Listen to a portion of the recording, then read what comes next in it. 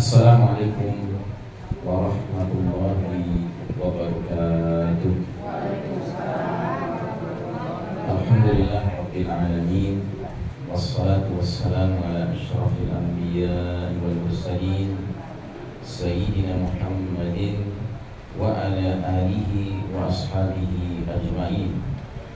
Faqala Allah ta'ala fi kitabihil karim, ya ayyuhalladzina amanu taqullaha haqqa tuqatih wa la tamutunna illa wa antum muslimun.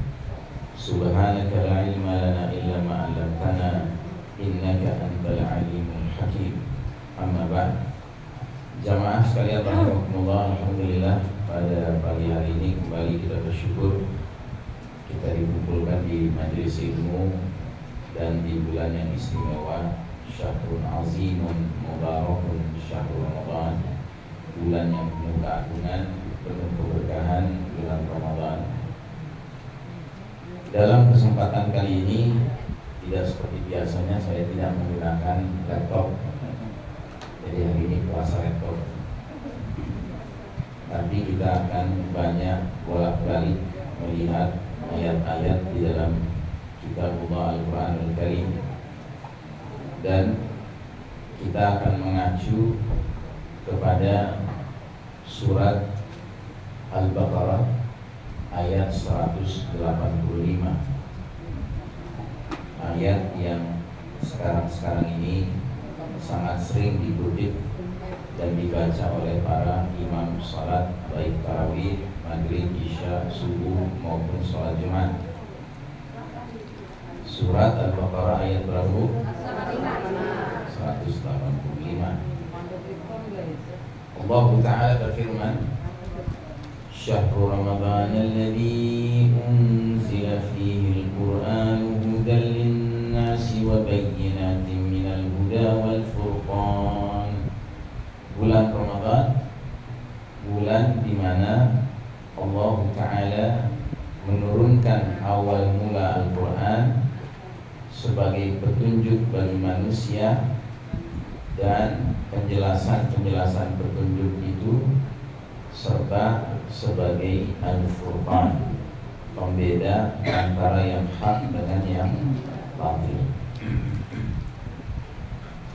Ayat ini sudah sering kita dengar, dan di dalam ayat ini Allah menjelaskan apa maksud Allah menurunkan Al-Quran. Setidak-tidaknya ada 3. Yang pertama, Allah inginkan Al-Quran ini menjadi hudan linnas, petunjuk bagi segenap manusia. Yang kedua, Al-Quran itu merupakan bayyinatin minal huda, penjelasan-penjelasan dari petunjuk tersebut. Petunjuk tersebut apa? Petunjuk tersebut maksudnya apa? Ya, Al-Quran. Jadi yang kedua ini, Al-Quran itu diturunkan untuk menjadi penjelasan-penjelasan bagi petunjuk itu. Dan yang ketiga, Allah memaksudkan Al-Quran sebagai apa? Al-Furqan, pembeda antara yang hak dengan yang batil. Nah, kita dalam kesempatan yang baik ini akan mencoba lebih mendalami poin yang pertama, bahwasanya Al-Quran Allah turunkan untuk menjadi petunjuk segenap manusia. Pertanyaan, apakah segenap manusia merupakan orang beriman? Tidak. Ya. Apakah segenap manusia merupakan orang kafir? Tidak. Ya. Apakah segenap manusia merupakan kaum munafik? Tidak. Tetapi Allah mengatakan Al-Quran ini petunjuk untuk segenap manusia. Nah, jadi ini kalau kita punya tampaknya baru menjadi sebuah maksud Allah yang kita baca, tapi kita nggak benar-benar renungkan bagaimana supaya maksud Allah ini menjadi kenyataan. Tolong pegang dulu ayat ini. Kemudian kita lihat ayat yang lain. Surat Ibrahim ayat pertama. Kita ketemu Bu? Surat Ibrahim surat ke-14 ayat pertama.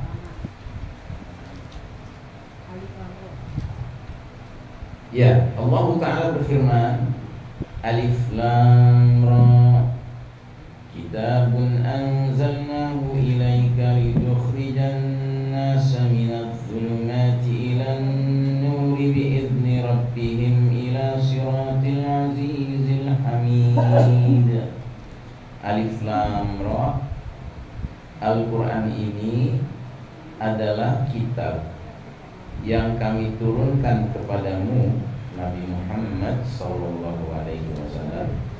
supaya kamu mengeluarkan manusia dari gelap gulita kepada cahaya terang benderang dengan izin Rabb mereka, yaitu menuju jalan Allah yang maha perkasa, maha terpuji. Surat Ibrahim ini termasuk surat Makkiyah. Kalau disebut Makkiyah berarti turun di mana? Di kota Mekah. Kalau disebut turun di kota Mekah berarti sebelum atau sesudah hijrah? Sebelum. Kalau bicara sebelum hijrah, Nabi dan para sahabat dalam kondisi kuat atau lemah? Lemah. Ya.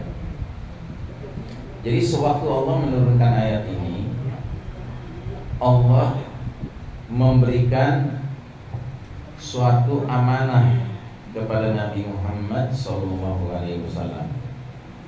Amanah itu adalah agar Nabi Muhammad SAW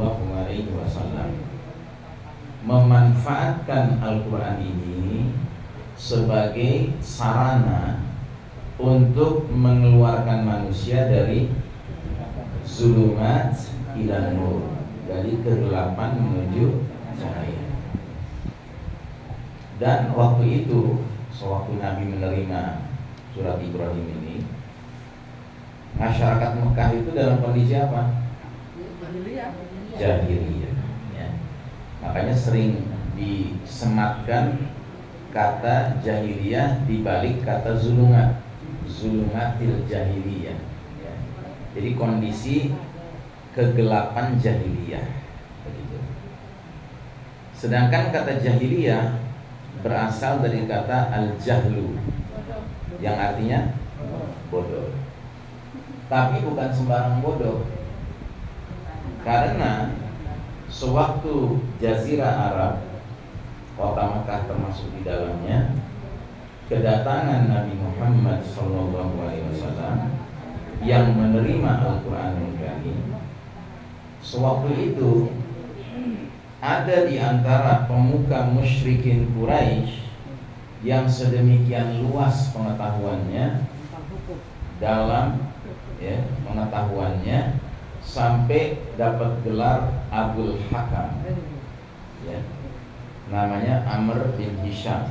Jadi Amr bin Hisham ini salah seorang tokoh pemuka Quraisy yang saking dianggap luas pengetahuannya, wawasan ilmunya, sampai dapat gelar Abul Hakam. Apa artinya Abul Hakam? Bukan bapaknya hukum, bapaknya kearifan. Jadi the father of wisdom, kira-kira begitu ya. Jadi saking dia itu dikenal arif, bijaksana, sampai dia dijuluki Abul Hakam. Berarti dia dianggap orang pintar kan, orang cerdas.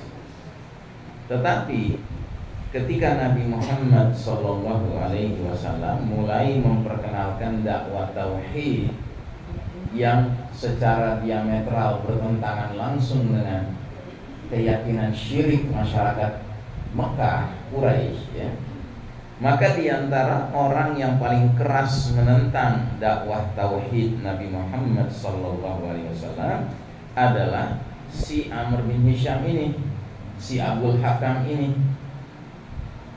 yang saking hebatnya dia menentang dakwah Nabi, sampai akhirnya Nabi kasih gelar baru. Apa gelarnya? Abu Jahal. Bapaknya kebodohan. The father of ignorance, ya. Bapaknya kebodohan atau bapaknya kecuekan. Dia cuek, ya, cueknya bukan sembarang cuek, tapi cuek terhadap Islam, cuek terhadap tauhid, ya.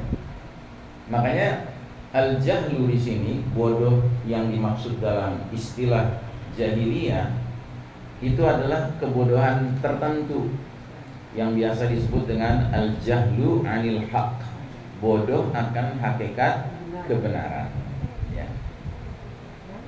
Nah, jadi seperti itu kondisi masyarakat yang dihadapi Nabi sewaktu menerima surat Ibrahim ini.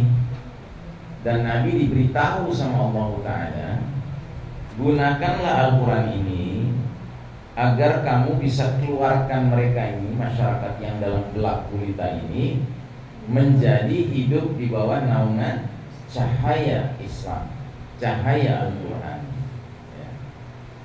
Dan berhasil tidak Nabi melakukan itu? Ya, artinya nggak ujuk-ujuk, ya. Ujuk-ujuk itu apa? Ya, tidak sekejap mata, tidak tiba-tiba, ya. Tidak istilahnya kayak membalikan telapak tangan, tidak. Tapi Masya Allah, ketika Nabi selesai hidup di dunia ini, sudah berhasil itu. Jazirah Arab sewaktu Nabi wafat sudah berubah total 180 derajat menjadi masyarakat yang hidup di bawah naungan nurul Islam, cahaya Islam, nurul Quran, cahaya Al-Quran. Dan itu nggak lama kan? Berapa lama itu Nabi jadi Nabi? 23 tahun saja. Beliau diangkat jadi Nabi usia 40, wafat usia 63. Jadi 23 tahun saja sukses dengan izin Allah Ta'ala.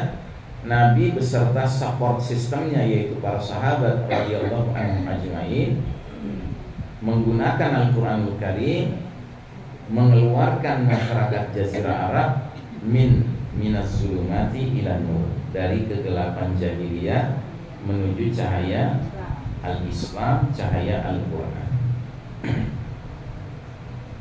Nah, setelah hijrah ke Madinah, posisi Nabi dan para sahabat berbeda dengan sewaktu masih di Mekah.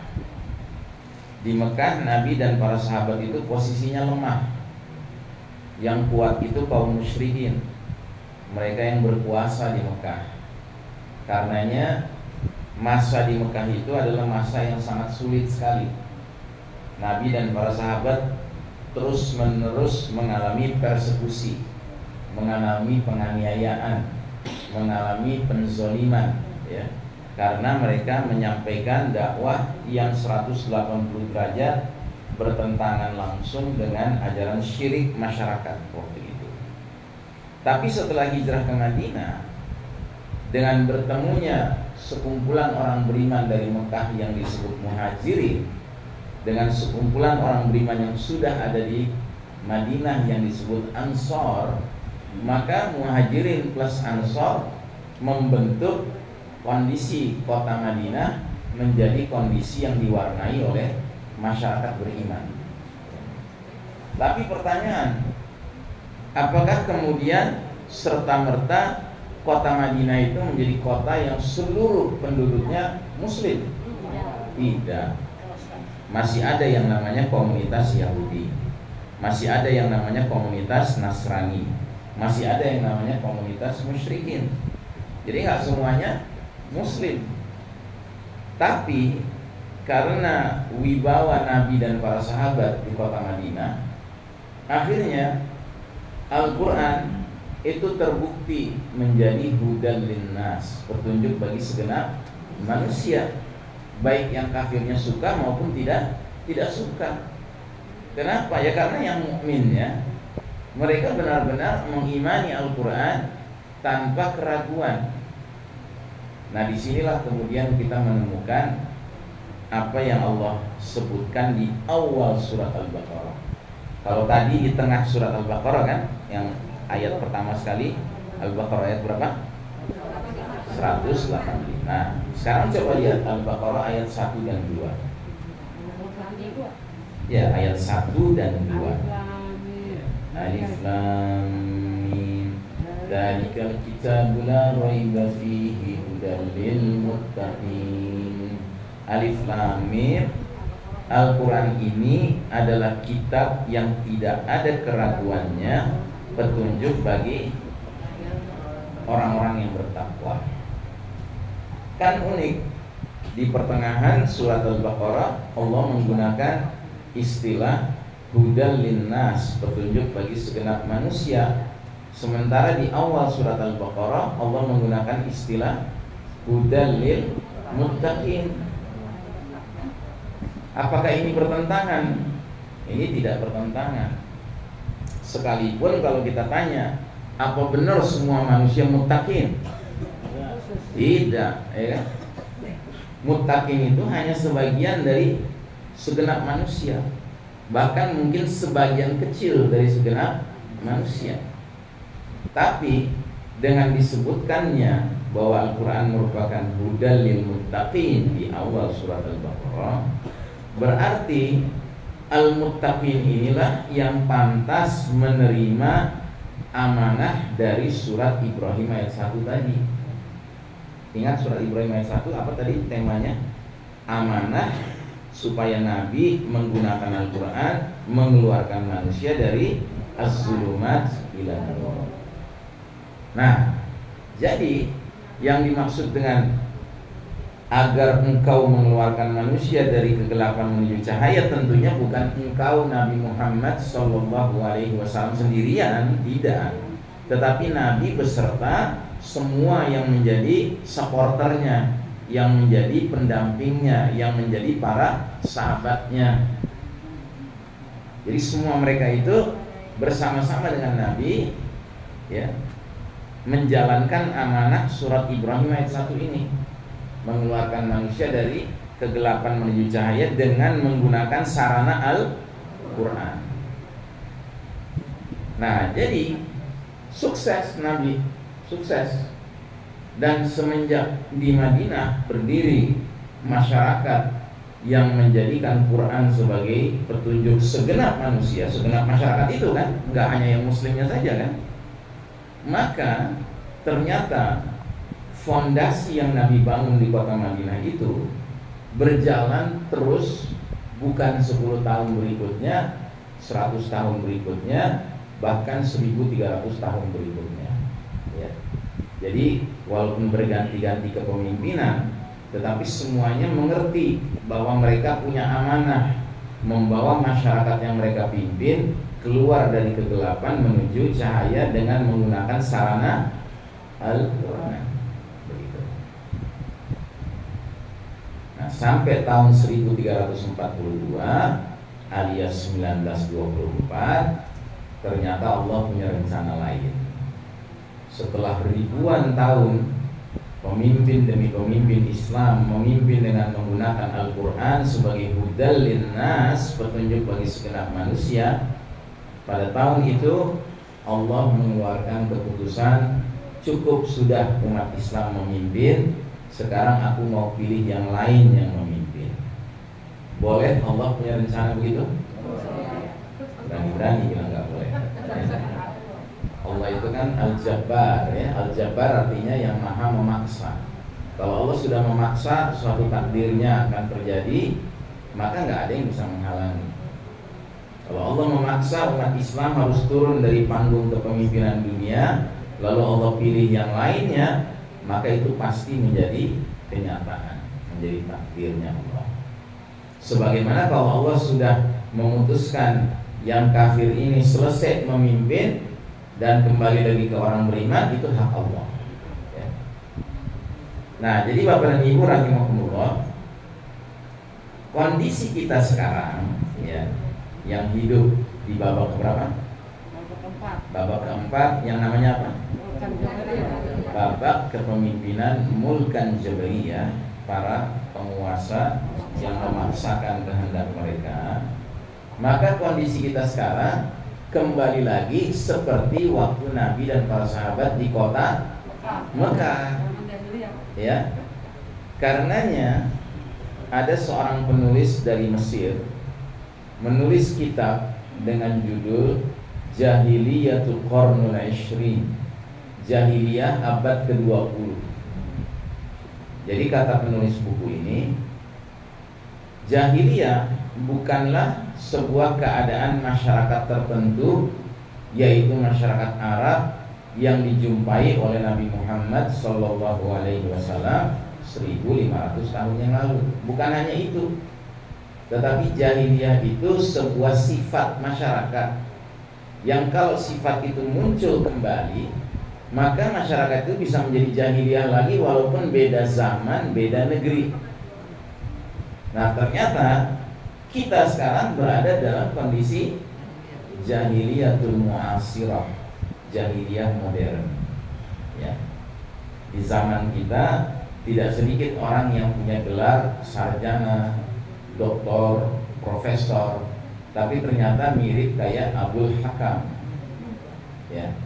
Sehingga pantas mereka itu diganti gelarnya jadi Abu Jahal.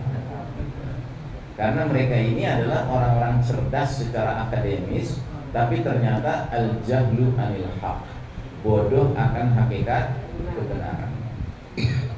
Maka akhirnya kita hiduplah di bawah kondisi jahiliyah modern sekarang ini. Dan karena ini jahiliyah, maka dia pantas juga disebut sebagai kondisi yang dalam zulumat, dalam kegelapan, ya. Persis lah seperti zaman Nabi dahulu kala. Karena Allah tadi menghendaki bahwa setelah tahun 1342 Hijriah 1924 Allah pindahkan tongkat kepemimpinan umat manusia dari umat Islam ke umat lainnya. Dan umat lainnya yang Allah pilih siapa? Bangsa Barat, Eropa, Amerika. Yang tidak lain adalah masyarakat Yahudi Nasrani, ya. Khususnya Yahudi.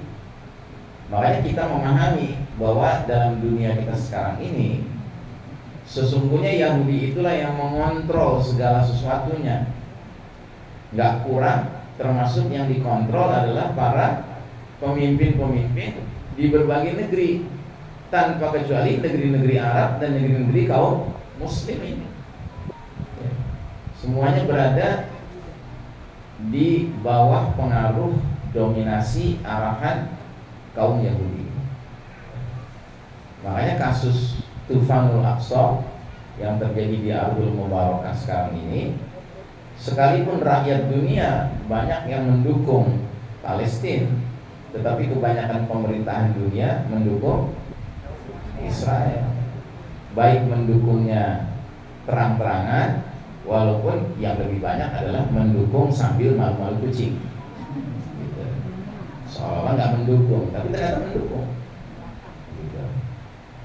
Nah, jadi dulu Nabi 23 tahun dengan izin Allah bersama-sama para sahabat radhiyallahu anhum ajmain berhasil merubah wajah Jazirah Arab yang tadinya dalam zulumatil jahiliyah menjadi hidup di bawah naungan nurul Islam, nurul Quran. Maka untuk zaman kita sekarang semestinya pola yang kita gunakan sama saja. Kenapa? Karena para sahabat itu kan kaum muslimin, kita juga kaum muslimin. Para sahabat dan Nabi dahulu menggunakan Al-Quran. Di tengah-tengah kita masih ada nggak Al-Quran?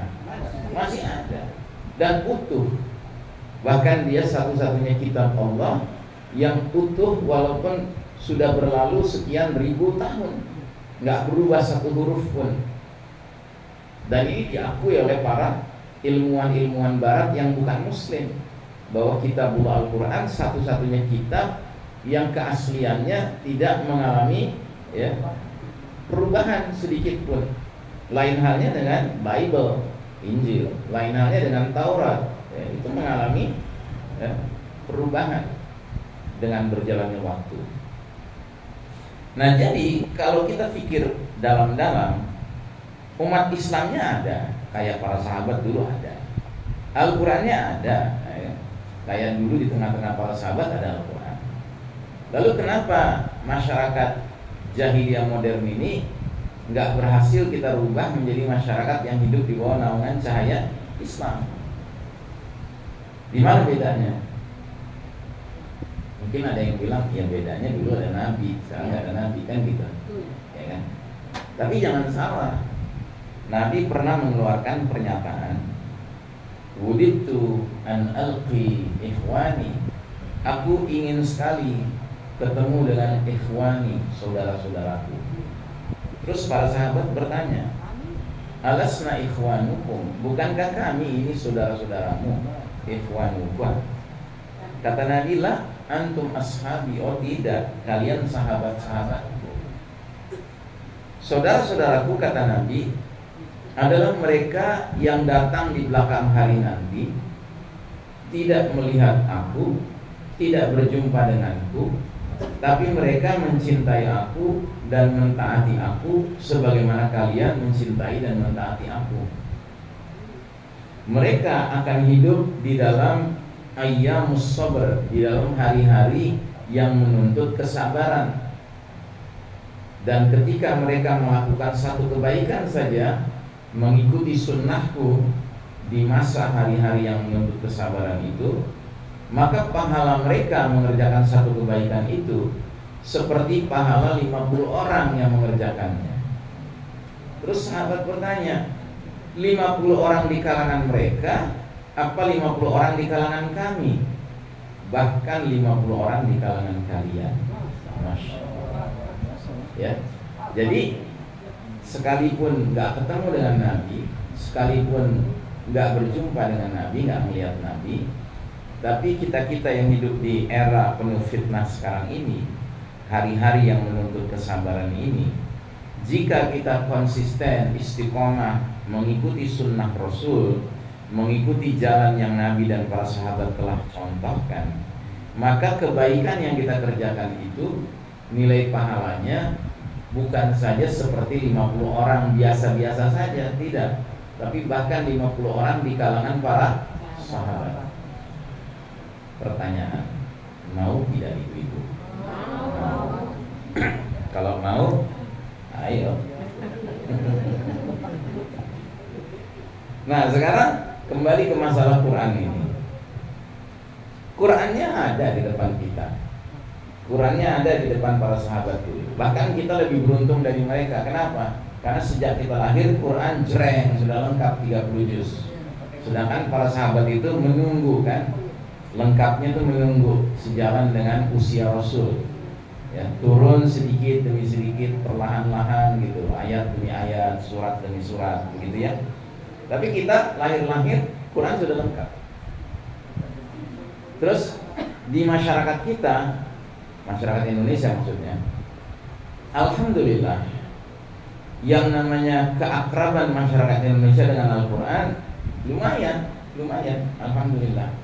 Apalagi kayak bulan Ramadan gini, hampir selalu kita pergi ke masjid manapun, mau pagi, mau siang, mau sore, mau malam, ada aja orang di masjid sedang tilawah, ya?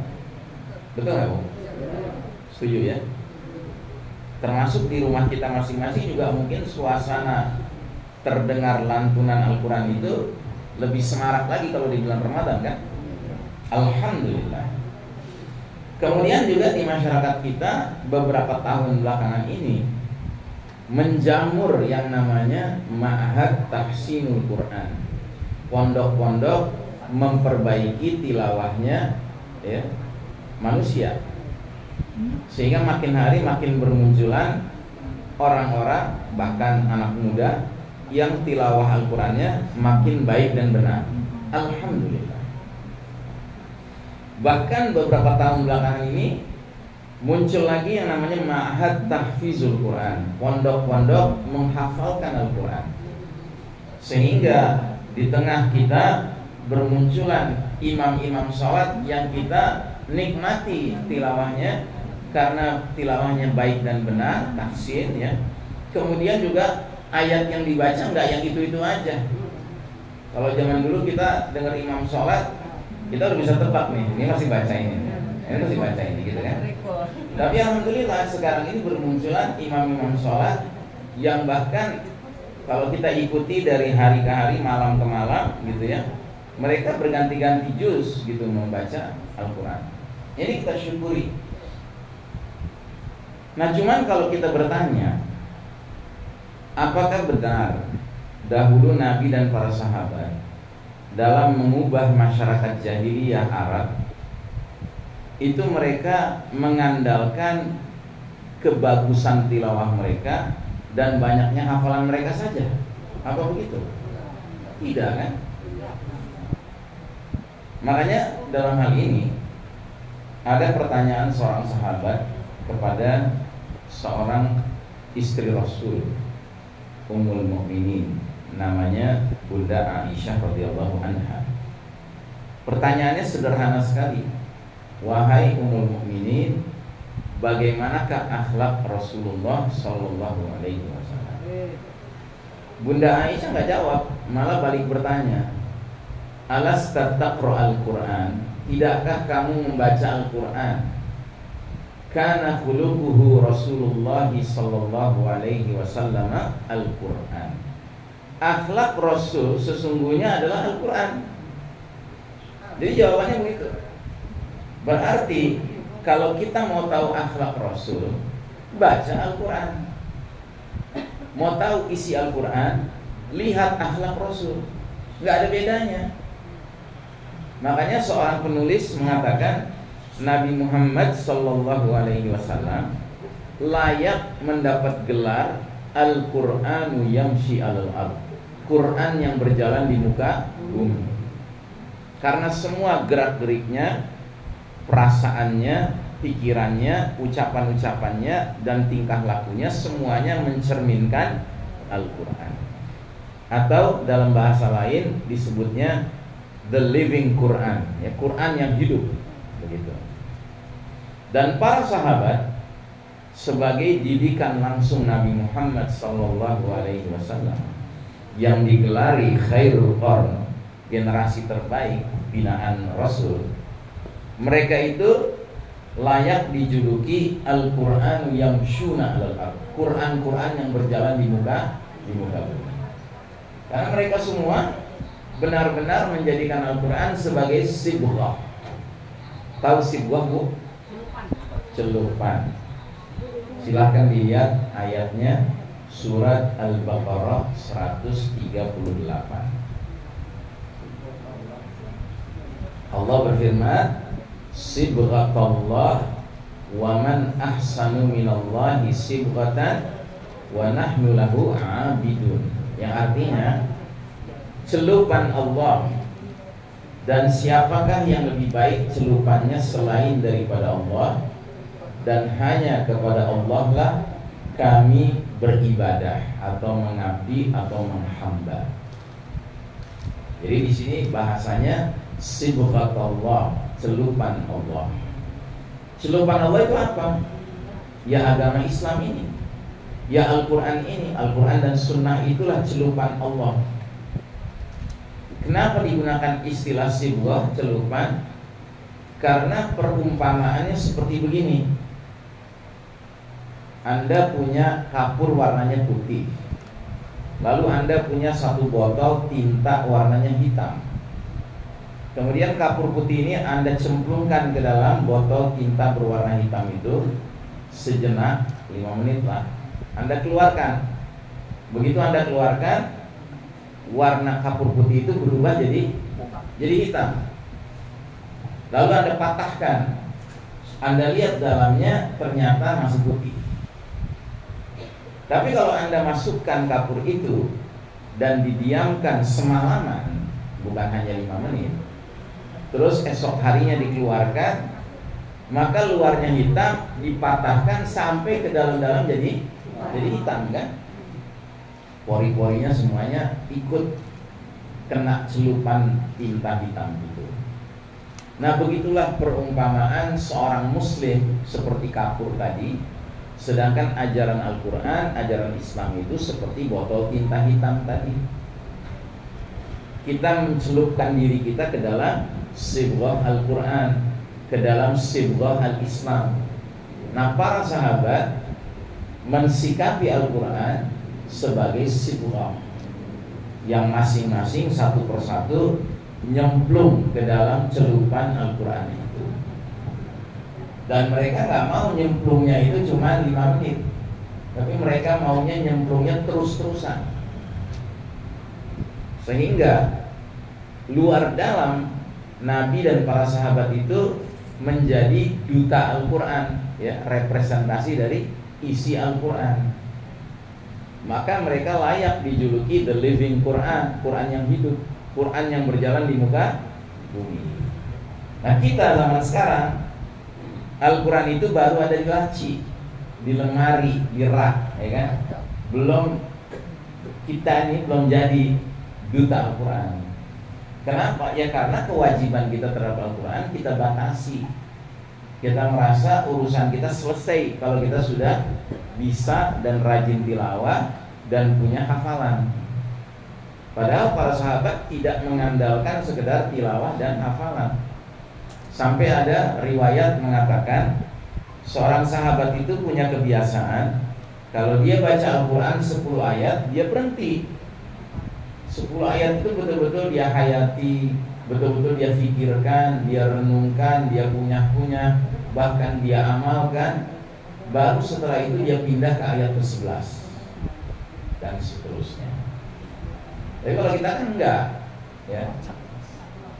Nah, karenanya selain kewajiban tilawah dan tahfiz menghafalkan, maka kewajiban berikutnya yang sangat penting dan bahkan mungkin paling penting adalah tadabbur, ya. Tadabbur apa artinya, Bu? Memahami, memperhatikan isi Al-Quran. Jadi ngunyah-ngunyah gitu, Pak. Dan ini kebiasaan para sahabat. Mereka renungkan, mereka dalami gitu makna dari ayat. Nah, kita orang Indonesia nggak gitu, Pak. Kebanyakan kita merasa mentok kalau sudah bisa tilawah dan bisa menghafal.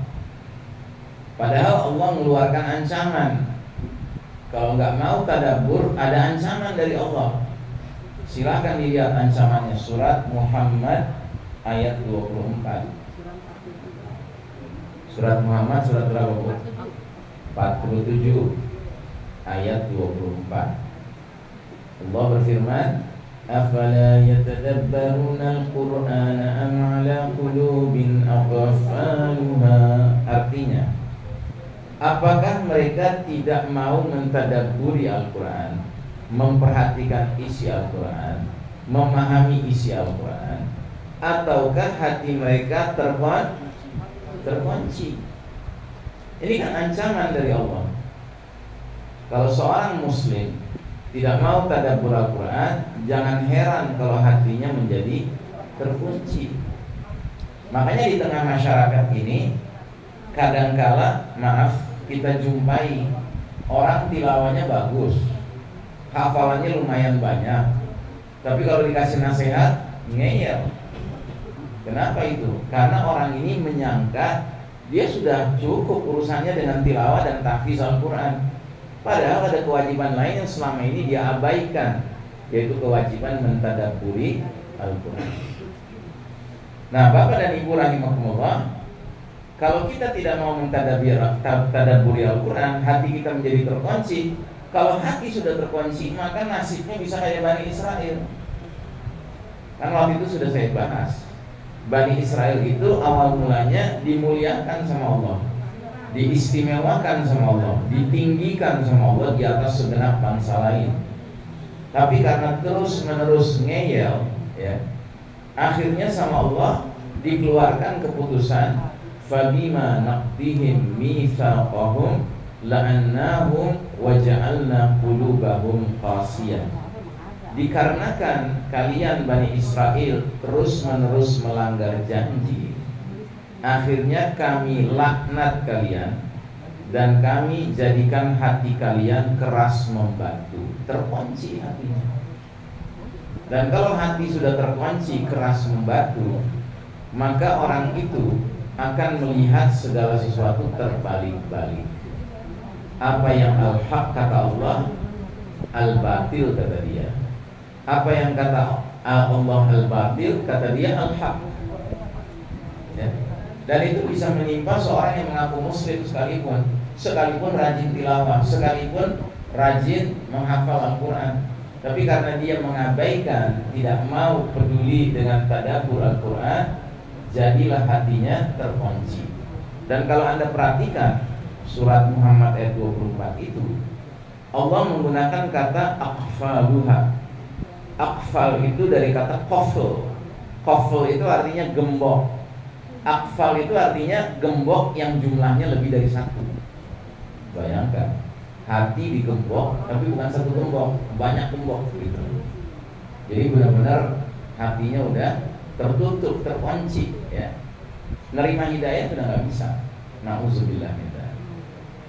Nah, karenanya Bapak dan Ibu rahimakumullah, saya mengajak kita jangan berhenti puas sudah bisa tilawah, sudah khatam Al-Quran berkali-kali, tapi nggak pernah khatam terjemahan Al-Quran. Karena jalan yang paling pintas untuk melakukan tadabbur adalah membaca terjemahan Al-Quran sesuai bahasa yang kita pahami. Kan kita nggak ngerti bahasa Arab kan? Bagaimana kita bisa paham isi Al-Quran kalau kita ngandelin cuman lagi tilawah, belajar baca bahasa Arabnya saja? Kalau kita nggak ngerti bahasa Arab, ya nggak ngerti dong. Maka untuk bisa mengerti, baca terjemahnya, khatamkan terjemahannya. Dan kalau boleh, jadikanlah ini program di setiap anggota keluarga kita. Wajibkan semua anggota keluarga kita terlibat dalam program mengkhatamkan terjemahan Al-Quran. Tapi Ustadz kan enak ngerti bahasa Arab, Ustadz ngerti kaidah tafsir. Kita kan orang awam. Nah, kalau ada orang pakai alasan begini, Allah bantah. Yang bantah Allah, bukan saya. Silakan lihat bantahan Allah di surat Al-Qamar ayat 17. Al-Qamar surat berapa, Bu? 54. Lihat di ayat 17. Apa kata Allah? Walaqad yassarnal Qur'ana lidzikri fahal min mudzakir. Ayat 17 ketemu, Bu? Ketemu ya. Coba lihat ayat 22-nya, Bu. Bunyinya ternyata sama. Ayat 32-nya bunyinya sama. Ayat 40-nya bunyinya sama. Jadi 4 ayat dalam satu surah Al-Qamar, Allah ulang-ulang berkali-kali kalimat yang sama, yang artinya apa? Dan sesungguhnya kami telah mudahkan Al-Quran sebagai pelajaran. Adakah orang yang mau mengambil pelajaran? Ini jaminan dari Allah. Allah menjamin Al-Quran ini mudah dijadikan sumber pelajaran. Tapi yang jadi masalah adalah ada nggak kemauan, itu loh masalahnya. Jadi urusannya bukan mampu atau tidak mampu, ngerti atau tidak ngerti bahasa Arab, ngerti atau tidak ngerti kaidah tafsir. Tidak, Allah sudah jamin, asal punya kemauan saja Anda bisa paham Al-Quran ini sebagai pelajaran. Dan di zaman kita sekarang ini, bukti itu semakin bermunculan. Coba lihat orang-orang Barat yang akhirnya sampai kepada keinginan ingin tahu isi Al-Quran. Itu mereka bacanya memangnya bahasa Arabnya? Enggak, mereka buta huruf Arab. Yang mereka baca itu terjemahannya. Kalau yang orang Inggris baca terjemahan bahasa Inggris, yang orang Prancis baca terjemahan bahasa Prancis, yang orang Swedia baca terjemahan bahasa Swedia. Dan ketemu mereka sampai mereka kepada hidayah dengan izin Allah. Nah, jadi Bapak dan Ibu rahimahullah, mari kita akhiri gurauan yang terkenal di tanah suci tentang orang Indonesia. Udah tahu ya gurauannya?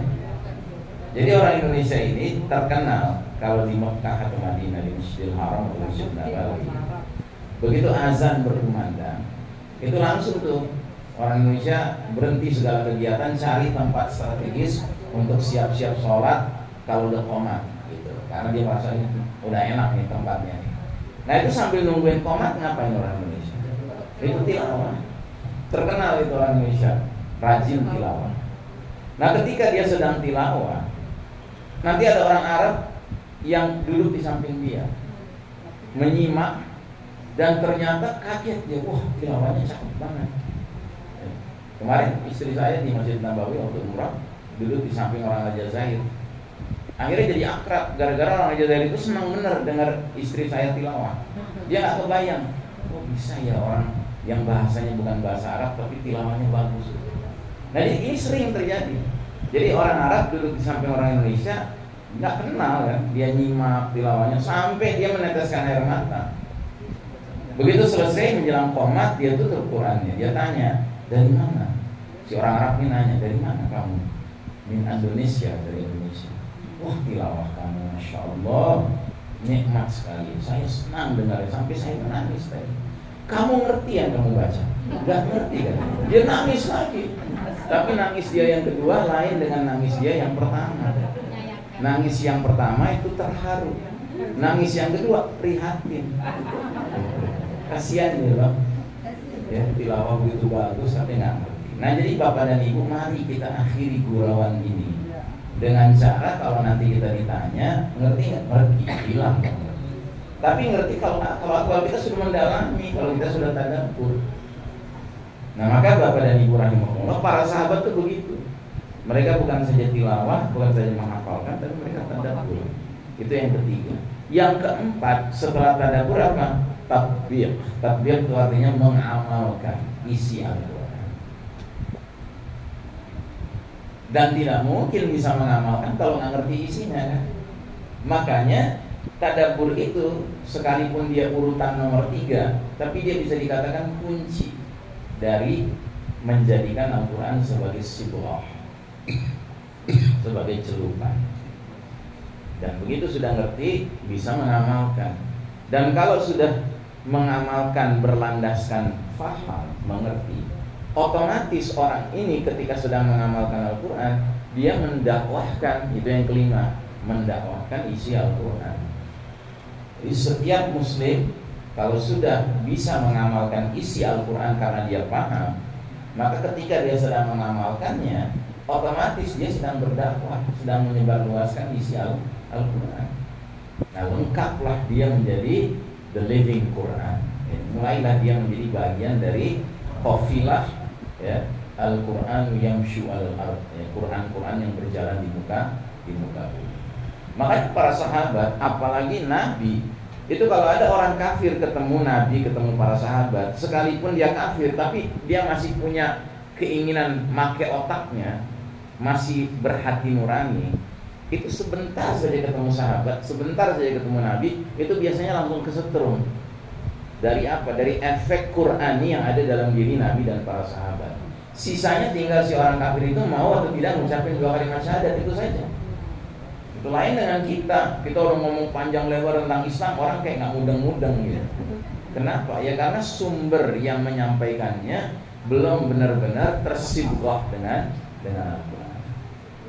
Nah kalau kita bicara zaman kita sekarang ini, dari 2 miliar penduduk muslim di dunia sekarang ini, mungkin ada segelintir yang sudah menjadi the living Quran, Al-Quran yang hidup, dan mereka ini sedang diuji Allah dengan ujian yang sangat berat, yaitu masyarakat Gaza ya.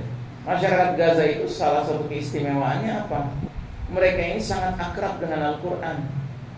Masyarakat Gaza itu setiap tahun di musim panas itu mengadakan perayaan kelulusan sekian banyak anak-anak yang hafal 30 juz. Di setiap rumah keluarga Gaza minimal ada seorang hafiz Quran atau hafizul Al-Quran. Minimal 1 orang, bisa 2 orang, 3 orang, 4 orang, bisa-bisa seluruh anggota keluarga itu hafal 30 juz. Tapi mereka bukan hanya rajin tilawah dan hafal, tidak. Mereka sudah ngunyah-ngunyah isi Al-Quran itu. Sehingga yang namanya hafal 30 juz itu udah gak kenal lapisan masyarakat. Semua lapisan masyarakat ada yang hafal 30 juz, termasuk mujahidinnya. Contohnya Brigade Al-Qassam, itu bahkan mensyaratkan tidak boleh anggota Brigade Al-Qassam mujahidnya maju ke front terdepan ketemu musuh ya, negara Israel itu, tentara Israel itu, kecuali kalau hafal 30 juz. Masya Allah. Dan mereka benar-benar mengamalkan ayat itu. Mungkin Anda pernah lihat videonya, bagaimana seorang mujahid memanggul senjata mau nembak ke arah tank-tank Israel itu biasanya mereka sambil baca ayat itu, ya. Dan ayat yang sangat populer di kalangan mereka adalah surat Al-Anfal ayat 17. Wa ma ramaita idh ramaita walakinallaha rama. Bukan kamu yang melempar ketika melempar, tetapi Allah lah yang melempar. Terus dia langsung berdoa, Rabbi sedid, ya Allah, ya Rabb, tepatkan tembakan. Dan biasanya tepat tembakannya. Nah, jadi saudara rahimakumullah, itulah yang jadi rahasia kenapa sekalipun sedang menderita, rumahnya hancur, keluarganya syahid, ya, kelaparan, kehausan, tapi tingkah laku masyarakat Gaza itu meresonasi, ya, menyebarluaskan vibrasi hidayah kepada masyarakat Barat, ya. Contohnya seperti selebritis perempuan Amerika yang masuk Islam, terus ditanya kenapa kamu masuk Islam, dia katakan saya seorang ibu. Saya sempat lihat video seorang ibu di Gaza gendong anaknya yang sudah dikafani karena mati terbom oleh Israel. Lalu dia berkata, ya Tuhanku, aku serahkan anakku kepada Engkau. Itu gak kebayang saya bisa mengatakan hal itu, katanya. Apa rahasianya orang Gaza ini? Nah, jadi akhirnya mereka memeluk Islam, ya, mereka belajar Al-Quran. Nah, jadi kita ini berutang budi sama orang Gaza. Berutang budinya 2 kali lipat, Pak. Pertama, kita nggak banyak membantu. Kedua, kita diajarkan makna iman yang sebenarnya oleh mereka dalam keadaan mereka yang serba terbatas gitu, ya. Nah, jadi kira-kira inilah bahasan kita pada kesempatan kali ini. Mudah-mudahan apa yang kita bahas kali ini membawa manfaat dunia akhirat, terutama dalam hubungan kita dengan kitabullah, kalamullah, Al-Qur'anul Karim. Saya cukupkan sampai di sini. Wassallallahu ala nabiyyina Muhammadin wa ala alihi wa ashabihi ajma'in. Walhamdulillahirabbil alamin. Wassalamualaikum warahmatullahi wabarakatuh. Baik Bapak Ibu, alhamdulillah masih ada waktu sedikit. Seperti biasa, jika ada yang mau bertanya, disediakan untuk 3 pertanyaan. Oke Bu, silakan.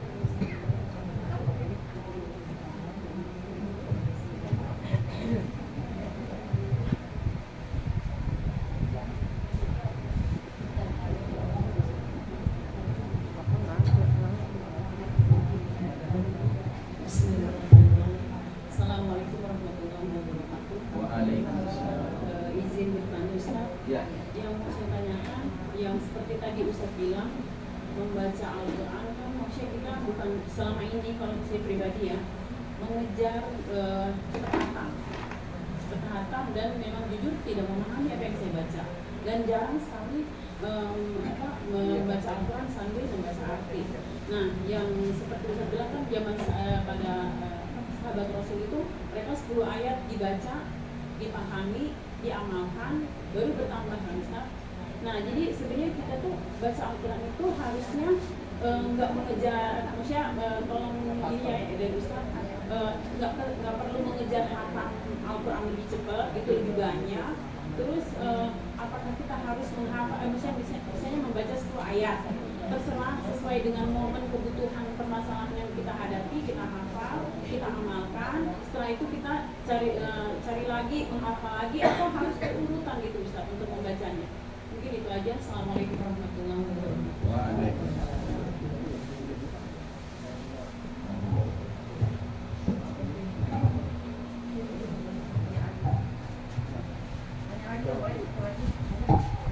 Ya, berhubung lagi lewat situ, mic-nya tanya. Ya, sekalian Ustaz tanyanya. Yang ingin saya tanyakan Ustaz, tadi Ustaz bilang banyak itu udah lama kita ngaji, ada banyak ceramah juga yang kita dengar, tapi kayaknya nggak menyentuh di hati apa gimana ya. Jadi kita Quran itu belum bisa kita amalkan dengan baik gitu. Nah, itu yang salah itu kitanya atau penyampaian yang menyampaikan guru itu yang nggak bagus ya Ustaz ya. Itu ingin saya tanyakan. Assalamualaikum warahmatullahi wabarakatuh.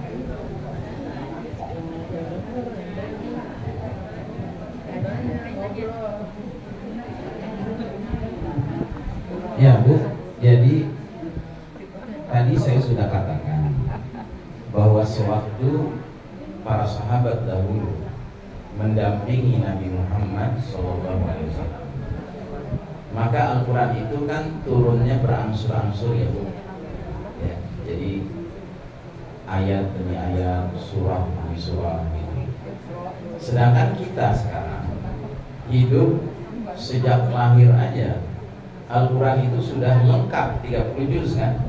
Nggak ada lagi yang bisa kita tunggu-tunggu lagi datang ayat baru kan, nggak ada. Karena pintu kenabian sudah tertutup, yang berarti pintu turunnya wahyu juga sudah tertutup. Nah, sudah barang tentu kita sekarang ini kalau ingin berpikir mana yang lebih penting, mengkhatamkan tilawah, memahami arti, atau kita berdasarkan kasus aja. Saya punya kasus begini, cari jawabannya dalam Al-Quran. Sebenarnya tiga-tiganya itu perlu. Jadi Anda perlu waktu khusus untuk mengkhatamkan Al-Quran, tilawahnya. Anda perlu waktu khusus untuk mengkhatamkan terjemahannya. Ya. Ingat ya, mengkhatamkan itu artinya disisir secara lengkap dari surat Al-Fatihah sampai surat An-Nas. Coba tanya pada diri masing-masing. Kita selama ini sudah pernah mengkhatamkan tilawah Al-Quran, tapi pernahkah kita mengkhatamkan terjemahan Al-Quran dari Al-Fatihah sampai An-Nas? Ya.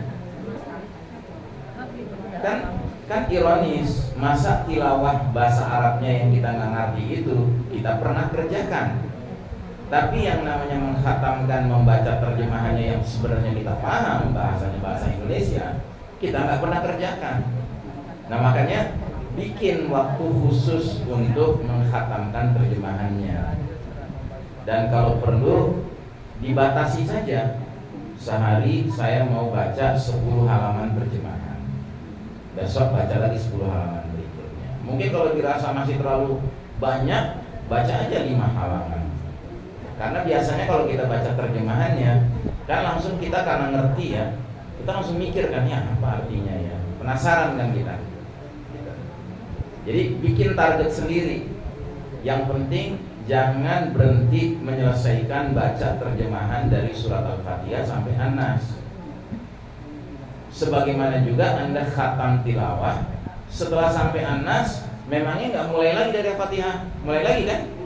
Ya, begitu juga dengan terjemahan.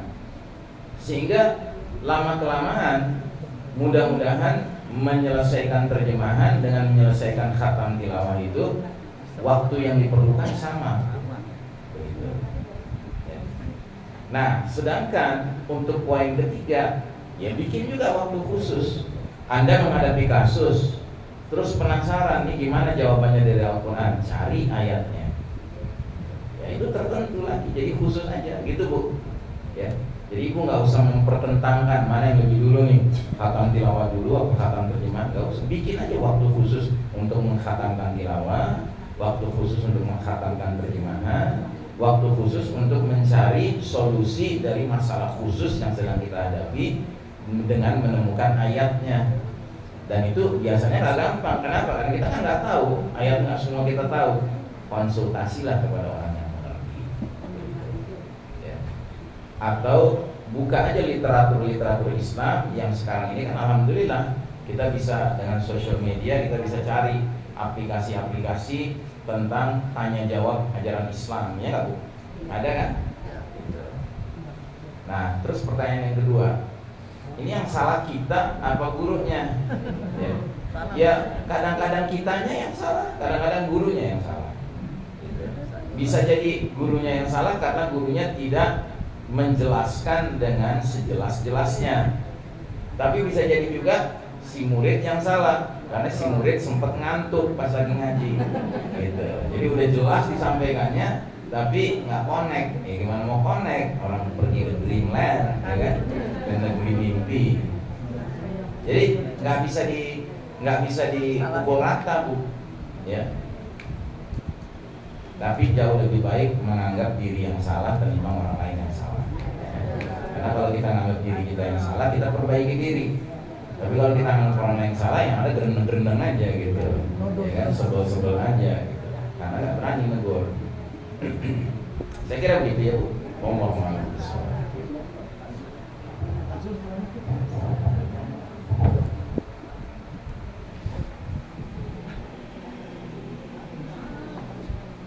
Assalamualaikum warahmatullahi wabarakatuh. Waalaikumsalam. Jazakallah Ustaz. Dari masalah perbandingan antara Abu Jahal dengan Abu Jahal. Kalau kita bandingkan sekarang Ustaz, sekarang itu ada seorang murid ya, itu lebih menghormati guru yang mengajarkan ilmu pengetahuan umum yang menghasilkan uang daripada seorang ulama yang mengajarkan kebenaran. Betul tak? Ini saya tanyakan, lalu sikap kita gimana Ustaz? Apakah kedua-duanya kita hormati atau yang lebih tinggi mana yang kita hormati? Antara guru yang mengajarkan ilmu umum, yang mengajarkan agama atau Al-Quran. Ya. Karena kan kita menghormati orang yang mengajarkan ilmu umum yang menghasilkan uang. Nah, itu. Bayaran. Kita mengajarkan agama. Bayarnya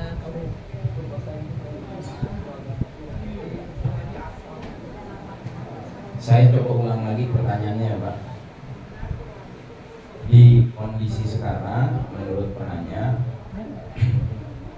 guru yang mengajarkan ilmu umum kepada muridnya yang menyebabkan si murid ini jadi ngerti sesuatu yang nanti dari sesuatu itu dia bisa jadi making money, bisa berpenghasilan, itu lebih dihargai ketimbang guru yang mengajarkan agama atau Al-Quran yang bagi si murid tidak menyebabkan dirinya bisa making money, gitu, menghasilkan uang.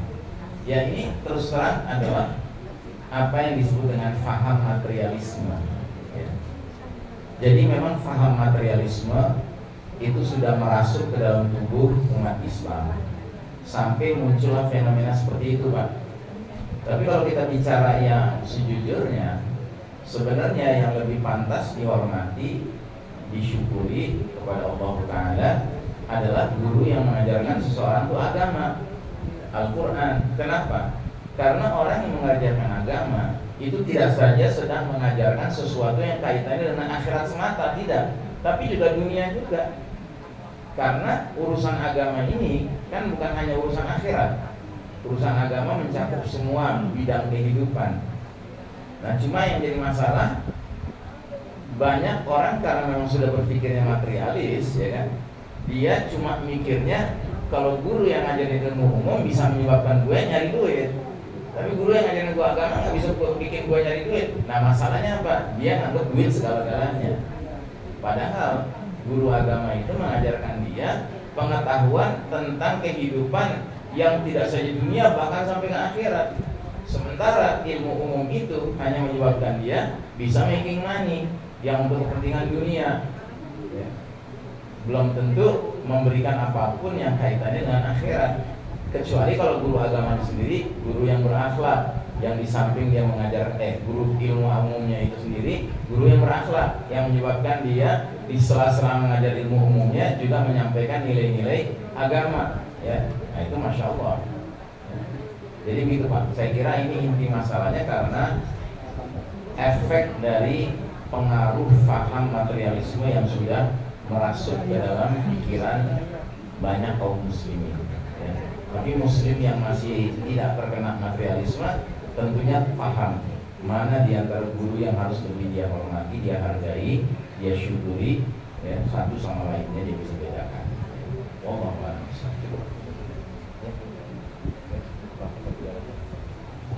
Baik Bapak Ibu, karena sudah waktunya habis, kita tutup kajian